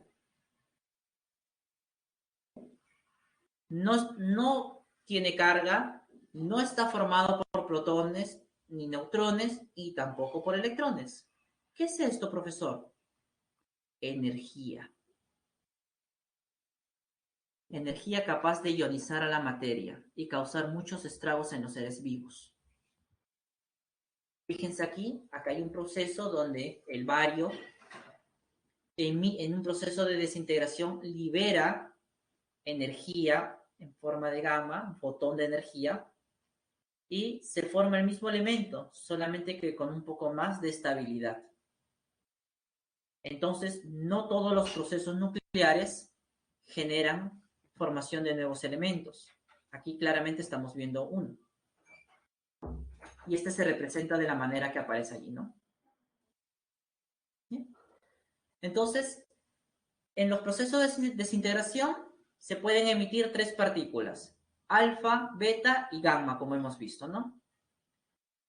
Aquí justamente les presento un proceso en el cual el uranio, un elemento radiactivo, se va desintegrando. Y fíjense, en cada proceso se va liberando partículas alfa, beta y así sucesivamente. Y este proceso va a continuar hasta que se forme un elemento que sea más estable, que pueda perdurar en el tiempo. Y obviamente estas radiaciones que van saliendo allí son las que pueden afectar a los seres vivos, principalmente, ¿no? Causando algún tipo de daños, ¿no? Entonces aquí tenemos un ejemplo, ¿no? De una desintegración radioactiva y las partículas que puede emitir. El otro tipo de reacción son las reacciones nucleares. Disculpen, la fisión nuclear. En una fisión nuclear, como pueden observar en la gráfica, un núcleo pesado se le dice que es pesado porque su número de masa o el número de protones y neutrones es demasiado alto. Se descompone, se parte, se fisiona, se rompe, formando núcleos más ligeros, como ustedes pueden observar aquí. En este caso se ha formado el bario 141 y el criptón 92. En eso consiste la fisión nuclear. Allí la tenemos representada. Y el tercer tipo es la fusión nuclear, que es algo así como lo opuesto a la fisión. En una fusión nuclear se van a unir, se van a combinar átomos de elementos ligeros, núcleos ligeros, es decir, núcleos que tienen poca cantidad de protones y neutrones. ¿Para qué? Para que puedan formar un nuevo elemento, que obviamente tiene un mayor número de neutrones y protones, es decir, un núcleo pesado. Claro, en comparación con los que le dieron origen, ¿no? Es pesado. Esta reacción, por ejemplo, que ustedes ven aquí, es lo que ocurre en el Sol, ¿no? Es por eso que el helio por primera vez fue descubierto no en la Tierra, sino en el Sol, en un eclipse. Justamente ahí se dieron cuenta de que el helio estaba formado y con los avances científicos, bueno, se dieron cuenta que está ocurriendo un proceso nuclear dentro del Sol, ¿no? Donde los isótopos del hidrógeno, el deuterio y el tritio, se unen para formar átomos de helio. Y en ese proceso se libera gran cantidad de energía, que es justamente la que usamos los seres vivos en diversos procesos, ¿no? Y está representada. Fíjense en la cantidad enorme de energía que libera. Enorme. Y finalmente, ya que hemos visto que todas las ecuaciones nucleares, los tres tipos, en todas esas ecuaciones hay algo que se debe cumplir. Para que una ecuación, digámoslo así, se encuentre bien representada, debe cumplirse lo siguiente, que la suma de números atómicos de reactivos y productos debe ser la misma. Al igual, la suma de números de masa de reactivos y productos también debe ser la misma. Un ejemplo tenemos aquí. Acá tenemos una reacción, ¿listo? Y queremos saber justamente el valor de A, este de aquí, para que la ecuación esté bien representada. Entonces, si nosotros aplicamos alguno de estos criterios, por ejemplo, que la suma del número de masas en reactivos y productos debe ser la misma, nos queda esto. 246 más 12, que son de los reactivos, debe ser igual a 254 más 1. Pero como hay A partículas, hay A neutrones, sería A por 1, ¿no? Despejando, nos sale el valor de A. Entonces, reemplazo el valor en la ecuación original y justamente me queda esta de aquí. Bien, entonces de esta manera nosotros vamos a verificar en una ecuación nuclear que siempre esté bien representada, sabiendo que el número de la suma de los zetas y del número de masa, que es la A, en ambos lados de la ecuación sea siempre la misma. Bien, eso sería todo, mis estimados. No sé si tendrán alguna pregunta. Si no, arrancamos con los ejercicios. Ustedes dirán. Con respecto a las reacciones nucleares, ¿alguna duda, consulta por ahí? ¿Algo que no haya quedado del todo claro? Claro, estamos viendo solamente lo general de las reacciones nucleares, ¿no? Hay obviamente muchísimo más. Bien, parece que la gente de ejercicios, sí, vamos con los ejercicios entonces. Si la gente quiere, hay que complacerla. Muy bien, muchachos, me confirman si logran ver la pantalla, por favor. Se ve, ¿verdad? Listo. Pregunta número 1. ¿Cuál es su clave?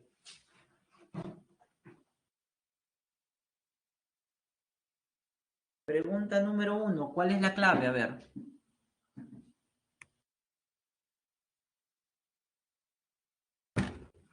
Pregunta número 1. Por ahí me dicen que es la D.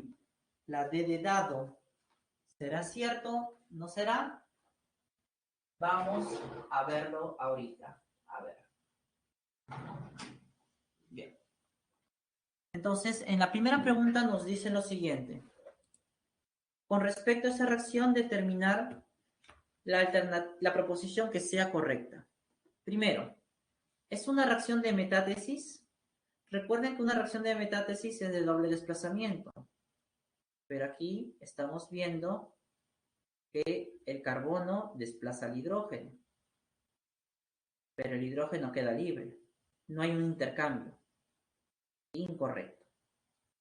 B. ¿Se trata de una reacción de sustitución simple e irreversible? Si vemos, ¿es de sustitución simple? Sí. Irreversible, tiene doble flecha, no es irreversible. Entonces, este es incorrecto y esto también. C. ¿Es una reacción de descomposición? Nada que ver, ¿no? Se desarrolla mediante la transferencia de electrones y es reversible. Bueno, reversible sí es. Si quiero saber si se desarrolla, o en palabras más sencillas, si es redox, tengo que asignar estados. Elemento carbono 0, hidrógeno más 1, oxígeno menos 2, carbono más 2, oxígeno menos 2 e hidrógeno 0. Y como tú te puedes dar cuenta, hay algunos elementos que cambian su estado de oxidación. Por lo tanto, es correcto y la clave al ejercicio 1 da. ¿No? La D. Muy bien, chicos. Pregunta número 2. ¿Cuál es la clave? A ver, la 2. Tenemos que armar la reacción y balancearla.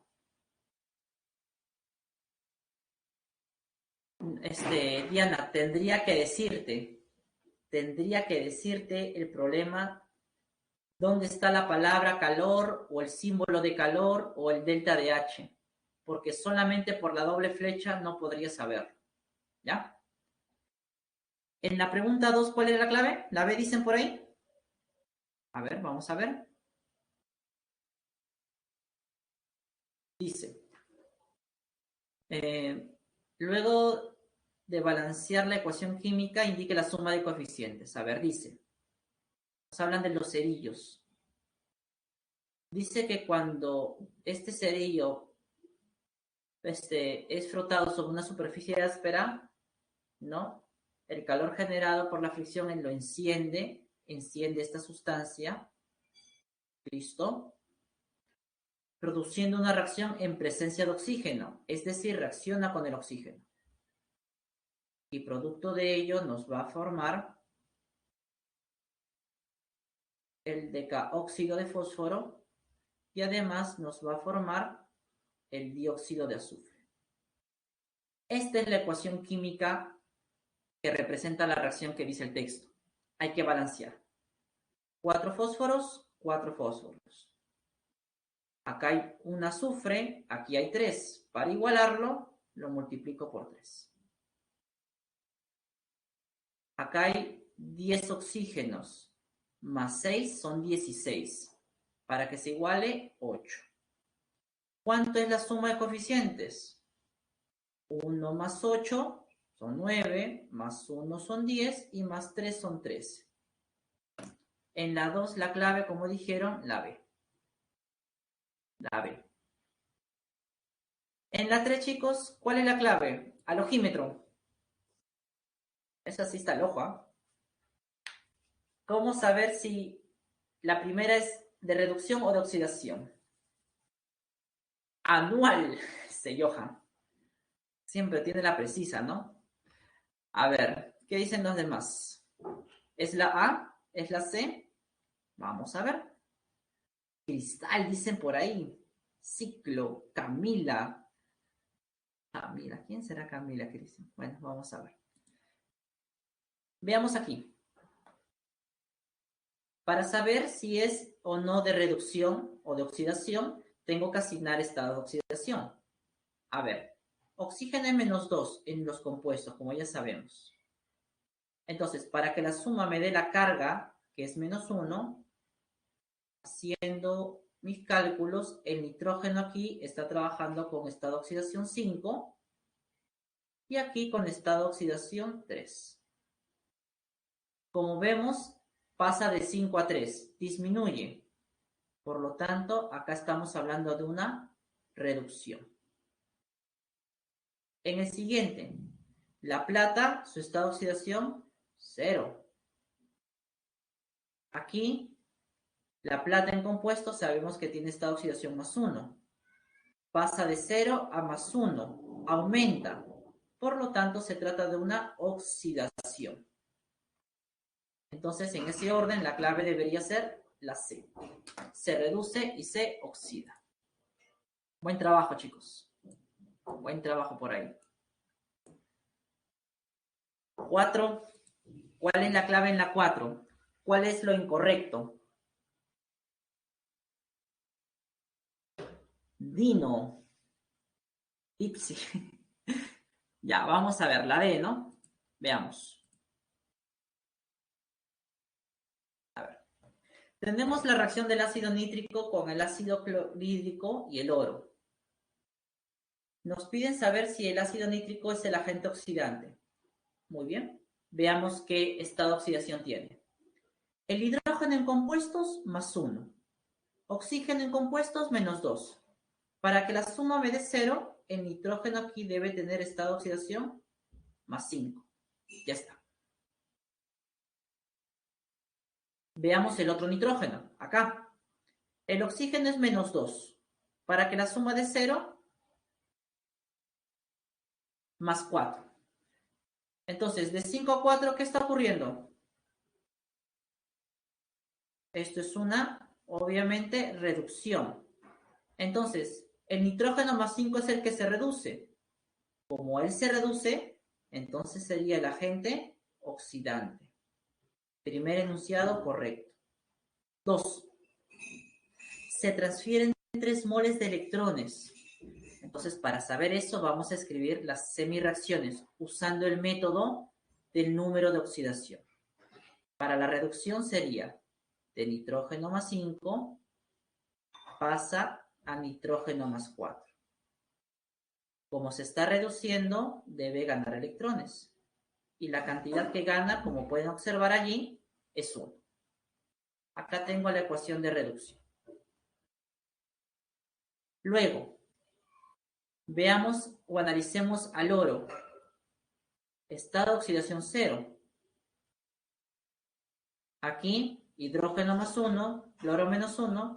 Para que la suma de 0, el oro debe ser +3. Entonces, claramente vemos aquí que hay un proceso de oxidación. Entonces, lo escribimos aparte. oro 0 se transforma en oro más 3. ¿Cuántos electrones pierde? De 0 a 3, 3 electrones. Ya está. Entonces, como la cantidad de electrones debe ser la misma, los ganados y perdidos, voy a multiplicar a estas reacciones por un número, de tal manera que ambas cantidades de electrones se igualen. Aquí arriba por 3, aquí arriba por 1. Entonces, electrones ganados, 3. Electrones perdidos, 3. Electrones transferidos, entonces, tiene que ser 3. Por lo tanto, el segundo enunciado, correcto. C. La forma reducida es el NO. Si tú ves, el NO2 es el producto de la reducción. Como es el producto de la reducción, es la forma reducida. Por lo tanto, la clave incorrecta debe ser la D. La D de dado. Si quieren, se puede comprobar por si acaso, haciendo la multiplicación y sumando, sería 3N más 5 más oro 0 forma el 3 nitrógeno más 4 más oro más 3, ¿no? Entonces, donde va el nitrógeno más 5 y el nitrógeno más 4, le coloco un 3. Listo. 3 nitrógenos, 3 nitrógenos. Un oro, balanceado. Hidrógenos. Acá hay 4 cloros, disculpa. Acá hay un cloro. Acá hay 4. Entonces, igual. 3 más 4 son 7 hidrógenos. Acá hay 1. Acá deberían haber 6. Para igualarlos, 3. Y la cantidad de oxígenos, que sería 9 en cada lado, ¿no? Si nos piden la relación molar entre el ácido nítrico y el HCl, sería 3 y 4. Entonces, esto no es correcto. Es de 3 a 4. Esa es la clave en la D, chicos. ¿Ya? Buen trabajo, ¿ah? 5. ¿Cuál es la clave? 5, 5, 5, 5. Cremita, dicen por aquí. Vamos a ver. Entonces, ¿cómo que cristal? Vamos a ver, crema. Por supuesto, Cristian. Este hombre sabe hoy. Bien. Entonces, como es de costumbre, mientras voy resolviendo, ustedes van completando su encuesta docente, ¿ya? Con respecto a la clase del día de hoy. Aquí nos dicen lo siguiente, que después de balancear, indiquemos el número de moles de electrones transferidos por cada mol de monóxido de nitrógeno formado. Empecemos. Identificamos qué elementos cambian su estado de oxidación. Obviamente el cobre de 0 pasa a más 2. El nitrógeno en el ácido nítrico es más 5 y acá es más 2. Son los únicos elementos que cambian su estado de oxidación. Entonces vamos a escribir las ecuaciones aparte de oxidación y de reducción. Por ejemplo, si tú observas allí, el que se oxida es el cobre. Pasa de cobre 0 a cobre más 2. Y en ese proceso debe perder 2 electrones. El que se reduce es el nitrógeno. De nitrógeno más 5 pasa a nitrógeno más 2. Y en ese proceso ha ganado 3 electrones.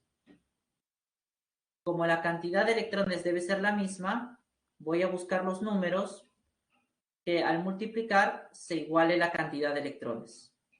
En este caso, 3 arriba, 2 abajo. ¿Listo? Sumo, ¿qué me queda? 3 cobre 0 más 2 nitrógeno más 5 me forma el 3 cobre más 2 más el 2 nitrógeno más 2. Entonces, estos números los coloco donde corresponde. Acá es un 3, acá es un 2, acá es otro 3 y acá es el 2. Verificamos si la ecuación está balanceada. 3 cobres, 3 cobres. Listo. Acá hay 2 nitrógenos. Acá habría 2 por 3, 6 nitrógenos. Más estos 2 de acá, 8. Entonces, este 2 no debería estar aquí. Lo puedo cambiar, no hay ningún problema. Y lo convierto en 8. 8 nitrógenos, 8 nitrógenos. Hidrógenos. 8 hidrógenos, acá solamente hay 2. Para igualarlos, 4. 3 por 8 son 24 oxígenos. 3 por 2 son 6. Por 3, 18. Más 4, 22. Y más estos 2, 24. Ya tengo la ecuación balanceada.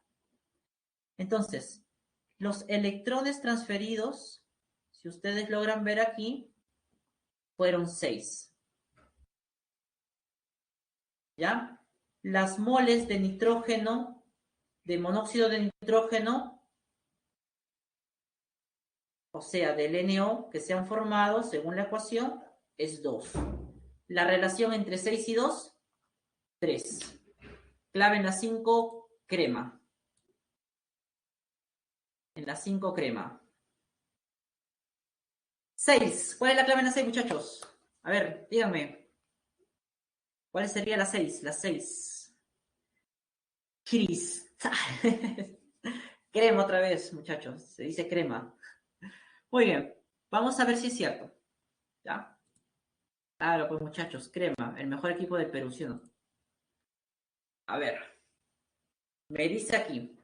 Nos dan esta reacción y nos dicen que determinemos el valor de verdad. El cloro gaseoso cumple la función de agente oxidante y de reductor. Veamos. El cloro, como me preguntan solo del cloro, voy a analizar el cloro nada más. 0, porque es un elemento. Aquí, sodio más 1, oxígeno menos 2, cloro es más 1. Aquí, el sodio es más 1, por lo tanto el cloro es menos 1. ¿Qué observo? Si tú te das cuenta, el cloro pasa de 0 a menos 1, por lo tanto se reduce. Pero también vemos que ese oxígeno, ese cloro, pasa de 0 a más 1. Por lo tanto, se oxida. Entonces, el cloro se oxida y se reduce a la vez. Por lo tanto, es el agente oxidante y reductor también. Verdadero. ¿La forma oxidada y la forma reducida son la misma sustancia? Claramente vemos que no, son diferentes, ¿no? En este caso, acá tengo la forma oxidada y acá tengo la forma reducida. Falso. Se transfieren 2 moles de electrones por cada mol de agente blanqueador, que es el hipoclorito por si acaso. Veamos, armemos la ecuación. Cloro 2 pasa de 0 a cloro más 1 en la oxidación. Como la cantidad de cloros no es la misma, lo igualo. Ahora sí, para saber cuántos electrones se pierden, de 0 más 1, un electrón por cada cloro. Como son 2, ya está. En la de reducción, el mismo análisis, muchachos, el mismo análisis. Este se convierte en cloro menos 1. Como la cantidad de átomos no es la misma, la igualo. Y ahora sí, de 0 a menos 1 hay una unidad de diferencia por cada cloro. Como son 2, entonces la cantidad de electrones ganados es 2. Aquí no voy a buscar números para igualarlo porque ya son iguales los electrones transferidos.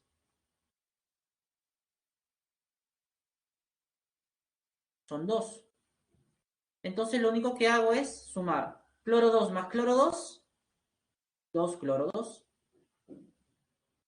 2 cloro más 1, y en el otro lado 2 cloro menos 1.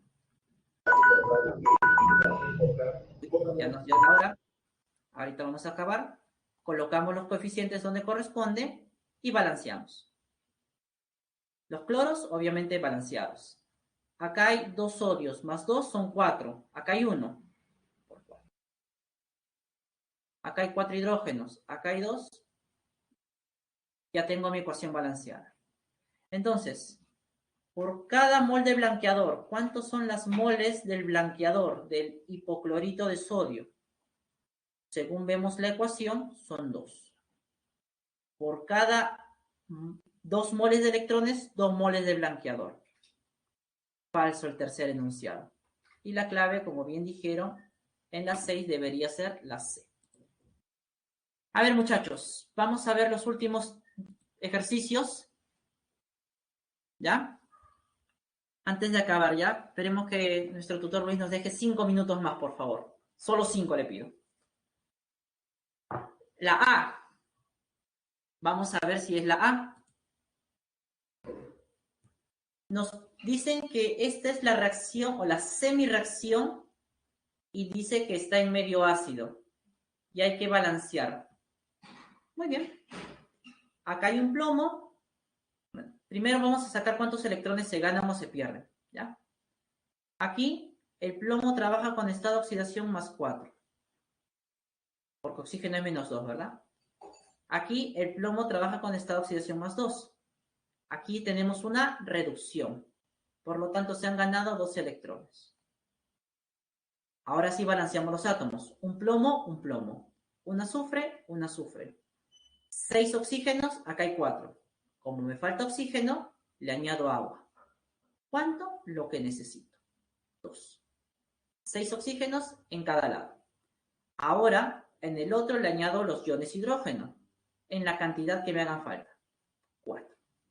Y tengo la ecuación balanceada. Finalmente te piden el número de moles de electrones transferidos, que como tú puedes ver claramente es 2. Y el número de iones hidrógeno, que como puedes ver también es 4. ¿No? Avión. ¿Listo? Buen trabajo. 8. 8. 8. Bebecita. Vamos a ver. Nos hablan del potasio, del ion potasio. Su número atómico es 19 y su número de masa es 40. Te piden que escribas la notación del núcleo cuando capta una partícula beta, es decir, cuando se añade una partícula beta. Bueno, no sé qué elemento va a ser, pero lo que sí sé es lo siguiente, que la suma de número de masas y números atómicos en ambos lados debe ser lo mismo. 40 más 0 da 40, entonces aquí debe ser 40. 19 menos 1 es 18, entonces acá debe ser 18. ¿Ya está? Para el siguiente, dice que se emite una partícula beta, es decir, se libera. La pongo en el lado de los productos. ¿Qué núcleos ha formado? Podemos sacar por las condiciones que deben cumplirse. Al inicio hay 40 de número de masa, al final también debe ser la misma. Listo. Su número atómico al inicio es 19, al final los números atómicos deben sumar 19. Este menos 1, para que sume 19, tiene que ser 20. Entonces la clave de este ejercicio sería 18 y 20. Barco. Buen trabajo. Y finalmente, la número 9, que es muy similar al ejercicio que hicimos, la letra sería la D, ¿no? Rápido, listo. Aplicando lo que ya se sabe, que suma de número de masas de reactivos debe ser igual a la sumatoria de número masa de productos, ¿qué tenemos? Que 252 más 10 debe ser igual a 257 más X veces la carga de 1, ¿no? O el número de masa de 1. De allí, X sale 5. Listo, muchachos. Eso sería todo de mi parte. Muchas gracias por su tiempo. Y bueno, nos estamos viendo la siguiente semana.